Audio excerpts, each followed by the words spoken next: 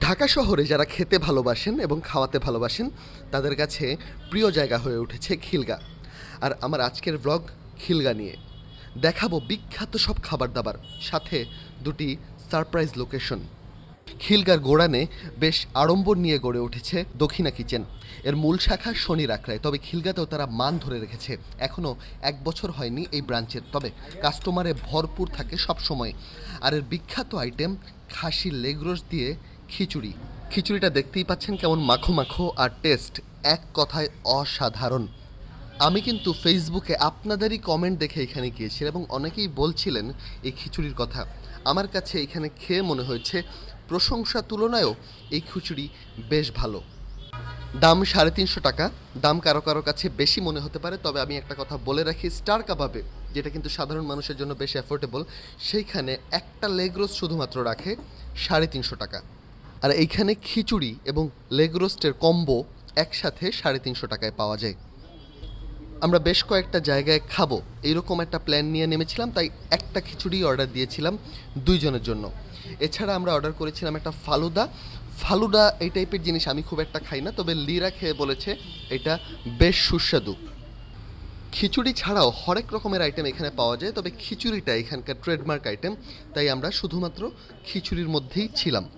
আমি যদি ঠিকানাটা স্পেসিফিক্যালি বলে দেই, এটা হচ্ছে খিলগাঁও গৌরান এলাকা দিয়ে ঢুকে কিছু দূর এগোলেই হাতের ডানে দেখবেন একটা মাদ্রাসা এবং এতিমখানা আছে। সেইখান থেকে হাতের ডানে গেলে কিছু দূর এগোলেই দেখবেন দক্ষিণা কিচেন। এই ব্র্যান্ডটা দক্ষিণা কিচেন কিন্তু এখন ঢাকা শহরে একটা ব্র্যান্ডে পরিণত হয়েছে, এবং যে কারণে তারা শনির আখড়া থেকে খিলগাঁওর মতো জায়গাতেও একটা ব্রাঞ্চ খুলেছে এবং সফলভাবে সেটা চালাচ্ছে। এর ঠিক অপোজিটেই এই রেস্টুরেন্টের ট্যাগলাইন দেখে আপনারা অন্য কিছু মনে করবেন না, এখানে লেখা ঝালের জাদু।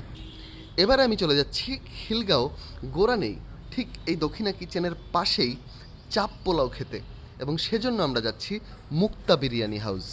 এই গোরানে ঢুকলেই আপনারা বুঝবেন জায়গাটা কিন্তু বেশ কেওটিক, এবং সবসময় একটা রিক্সার জ্যাম লেগেই থাকে অন অ্যান্ড অফ, তাই হাতে সময় নিয়ে যাবেন এখানে। এবং মুক্তা বিরিয়ানি হাউস অবশ্যই ট্রাই করবেন। এখানে একটা চাপ পোলাও পাওয়া যায় যেটা খুবই টেস্টি। আমরা মূলত এই চাপ পোলাওয়ের কথা শুনেই এই মুক্তা বিরিয়ানি ঘরে এসেছিলাম, এবং এখানে ঢুকে মনে হলো বেশ ছিমছাম একটা পরিবেশ। আমরা যেই সময়টা গিয়েছি বিকাল 3টা-4টা, সেই সময় খুব বেশি কাস্টমারও ছিলেন না, কিন্তু অন্যান্য সময় এখানে নাকি ভিড় লেগেই থাকে। এই যে দেখতে পাচ্ছেন পোলাও, ঝরঝরে ভাত, এবং সাথে এই যে চাপ তোলা হচ্ছে। এই চাপ পোলাওয়ের দাম হচ্ছে 220 টাকা, এবং এইটা আমি বলবো ওয়ার্থ ইট।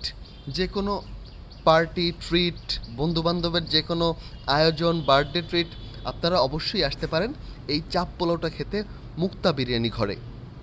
আমি মূলত ফেসবুকের নানা পেজ ঘাটাঘাটি করে এবং কমেন্ট সেকশনে যখন যেই ধরনের রেকমেন্ডেশন আসে সেটা দেখে আমি এইসব রেস্টুরেন্টে আসি, এবং এই চাপ পোলাও সম্পর্কে খিলগাঁওবাসী খুবই উচ্চ ধারণা পোষণ করেন। তারা সবাই এই চাপ পোলাও খেতে আমাকে বেশ কয়েকবার রেকমেন্ড করেছেন, এবং আমি 100-এ 100 বলতে পারি থ্যাংক ইউ ভেরি মাচ। এই রেকমেন্ডেশনটা আমার নিজের জন্য, শুধু ব্লগ বানানোর জন্য না, খেয়েও বেশ ভালো লেগেছে। এবং এটা কিন্তু আজকে কালকের না, এই মুক্তা বিরিয়ানি হাউস এখানে 1983 সাল থেকে দোকান চালিয়ে যাচ্ছে। এবারে আমরা খিলগাঁওর অলিগলিতে ঘুরে বেড়াচ্ছি খিলগাঁওয়ে সেই পপুলার ডেস্টিনেশনের খোঁজে, আপন কফি হাউস।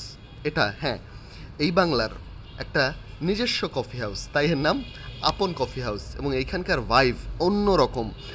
আপন কফি হাউস মানে নস্টালজিয়া। ঢাকা শহরে যখন মানুষ প্রথম প্রথম ফাস্ট ফুডে খাওয়া শুরু করেছে, তখন থেকেই এই আপন কফি হাউস খুবই পপুলার একটা ডেস্টিনেশন খিলগাঁও তালতলায়। এবং আমরা যারা 10-15 বছর বা এর চেয়ে বেশি সময় ধরে ঢাকা শহরে আছি, আমরা জানি আপন কফি হাউসকে কেন্দ্র করেই খিলগাঁর এই ফুড কালচারটা গড়ে উঠেছে, এবং এই আপন কফি হাউসও গড়ে উঠেছে একই সাথে। ছোট্ট একটা দোকান ছিল, এখন এটা এত বড় একটা ব্র্যান্ডে পরিণত হয়েছে, আপনারা ভেতরে ঢুকলে বুঝবেন। বিশাল এরিয়া নিয়ে এই আপন কফি হাউস, এবং কানায় কানায় পরিপূর্ণ ছিল আমরা যখন গিয়েছি। এখানে গিয়ে খেয়েছি আমরা চকলেট সহ এবং চকলেট ছাড়া, 2 জন 2 ধরনের কোল্ড কফি নিয়েছি, মোটামুটি 250 টাকার মধ্যে। আপন কফি হাউস এখনও পর্যন্ত মোটামুটি রিজনেবল প্রাইসে ঢাকার মধ্যবিত্ত মানুষদের জন্য কফি তৈরি করছে, এবং নানা ধরনের আইটেম কিন্তু এখন এখানে পাওয়া যাচ্ছে। আপন কফি হাউসের পরে আমরা গেলাম খিলগাঁওয়ে আমার পছন্দের একটা রেস্টুরেন্টে। আমার মনে হয়েছিল যে এটা আমারই একটা আবিষ্কার, প্রায় 2 থেকে 3 বছর আগে এই ক্যাফে কাঠমান্ডুতে যখন এসেছিলাম, এটা ছিল ছোট্ট একটা দোকান, একেবারেই ছোট্ট, কিন্তু খাবারের মান ছিল 100%। সেই খাবারের মান তারা এখনও ধরে রেখেছে। এখানকার মোমোটা খুবই বিখ্যাত, খুবই ভালো।